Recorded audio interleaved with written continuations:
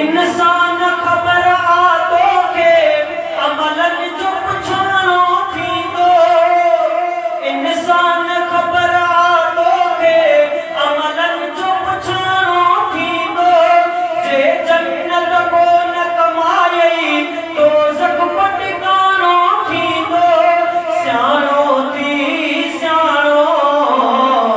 रब के सॾ जो कहि वटि हुन जे सुवालनि जो न जवाब आ रब न रजाए हल जा